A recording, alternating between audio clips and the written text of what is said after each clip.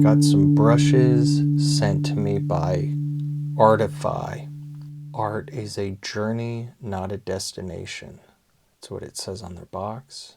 It's a path that wanders the tension and harmony between perfect and imperfect.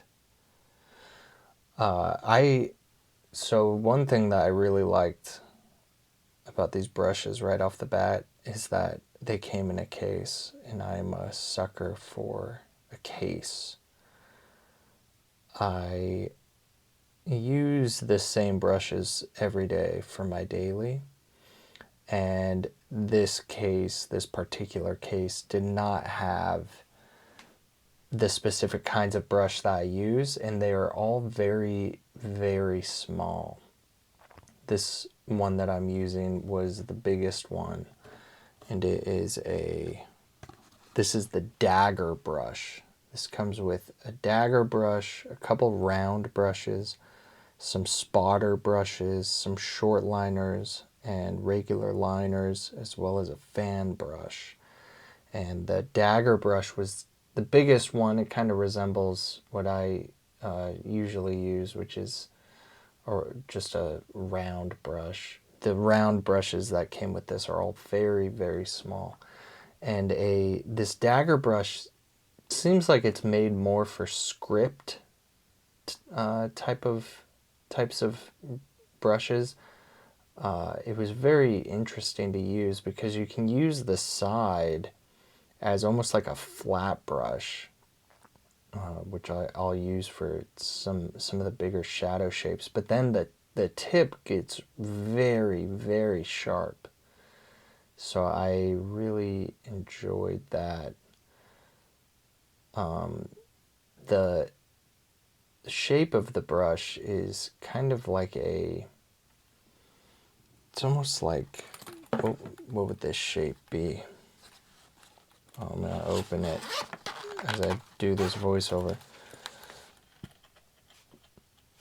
Hexagon. It's like a pencil. It reminds me of a pencil, which is, different. I don't mind it. They have a very interesting look. I like the brown wooden look of them. And I ended up using this dagger brush for most of the painting. I think I eventually got into the liners. I think I used the regular liner, and I used one of the smaller round brushes, I think. But I was actually pretty surprised by them. Sometimes you try out new brushes and the bristles fall out and get in your paint. I remember one time when I was working at Michael's as a cashier, and a girl came in with a set of the Michael's brand of brushes, and she said, "I'd like to return these. The bristles fell off in my oil painting." And she said it just like that, like, "What are you going to do about it?" And I was like, "I'll return it. I don't really care." But yeah, it's sometimes you gotta be careful with. I just dove right into this. I did not check the bristles, and it turns out I didn't need to. But you gotta be careful. You gotta be very vigilant as a painter with things like that. Brush bristles falling in your paints. It's tough, but you still got to get out of bed and you still got to paint. So there's that. That's Exhibit A. And Exhibit B is this painting that I'm going to be doing. And what I ended up doing was just some weird painting, you know. Lately for these daily paintings, it's just been almost like an automatic drawing process where I just start scribbling away. They always end up being portraits. I kind of like to have that for myself as like the structure or the framework of what I'm going to do, because at least if I know that I'm going to do, you know, head and shoulders in some way and then kind of build off of that, it gives me I don't have to think about that part. There was one time where I did a landscape for the daily and it just didn't seem like the daily to me. I feel like doing these portraits is it's just where I'm at. It's where the portraits are at, and it gives me that structure I need to just build off of. There's a lot of freedom in structure. I can't remember. I think it was in Mastery by Robert Greene. No, it was in Art and Fear by authors who I can't remember the names of. But in that book, they talk about how Bach, J.S. Johann Sebastian Bach, how doing his fugues in every key was probably very liberating for him because he didn't have to sit there and think about, oh, what am I going to do today? He just had to see, I haven't done one in F sharp yet, and then get to work on that. So structure is freedom to create. And so anyways, what I'm doing with this one is, the last couple of go-arounds, the last couple of days, I've really just scribbled a lot and then just really tried to not question what it is, just follow the process. It's really the best thing you can do is just follow the process when you're painting in this style. As soon as you start, you know, as Charles Bukowski said on his tombstone, don't try. I made a note card recently.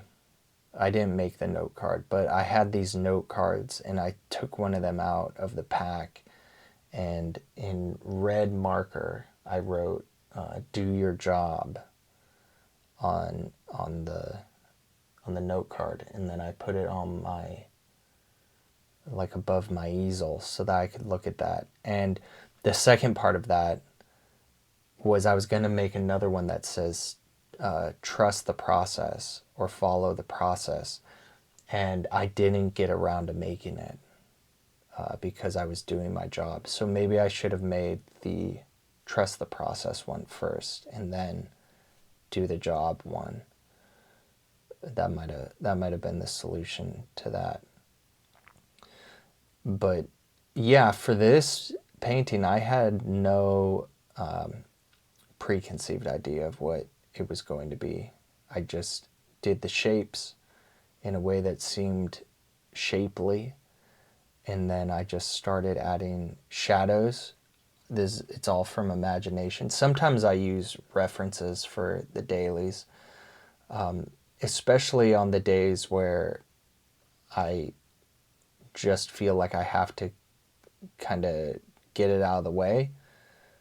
Not get it out of the way, that makes it sound like I don't want to do it. But on the days where I don't have as much bandwidth to give it my full attention, I'll look up some kind of reference and do kind of a faithful rendition sometimes, or sometimes it gives me enough of what I need to be able to do a quick one.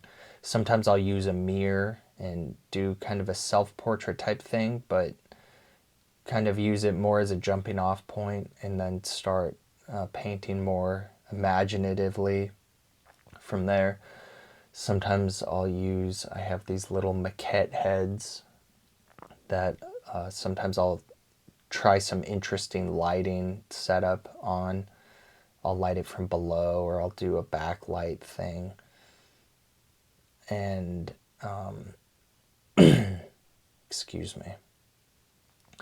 And those are all fun.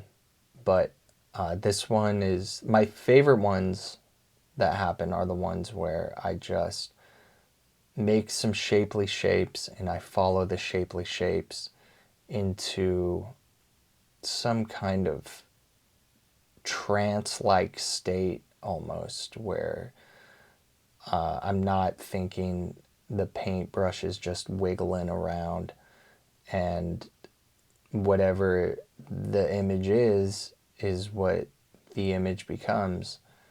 And I don't really think about it too much. I don't think, once I start thinking, oh, this means this is a metaphor for this, then I kind of get sucked in. Well, two things usually happen. One is, and they both have to do with timing. One thing that will happen when I start to think about the meaning too early is that I'll start, going back to Charles Bukowski, I'll start trying. And then once I start trying, then I over try. Then I work too hard on it, and then it's either too spelled out, or it's stiff, or there's just something stale about it, like it's going bad, like it's a bag of English muffins that you bought and you never ate, and they're the whole wheat ones because you bought them for your diet, and then the next day your roommate or whoever like brought home chocolate cake and you had one slice, and then you were like, well, might as well never diet again in my life, and then those English muffins go stale and eventually moldy. And that's what happens. That's like what happens when I overthink, overanalyze the art too early in the process when I'm painting in this way. The second pitfall of trying to infuse meaning into my artwork is that it just means I'm done. For this painting, there was a point where I had an idea to put a tattoo on the arm of the thing, and I didn't know what the tattoo was going to say, but as soon as I spelled out the tattoo, I thought, oh, now I'm going to be done with this pretty soon, because the whole thing seemed to congeal in that moment. I remember David Lynch. What if I just ended the sentence? Sorry. I remember David Lynch doing his weather report one day. He said, I was thinking about cherry pie when it's been sitting in the refrigerator and it's all congealed. And I've been in love with the word congealed ever since then. So I use it every chance I get. And that's pretty much the state of things right now, is just following the process and trying to congeal, and using these brushes from Artify that they sent me. This is what the case sounds like.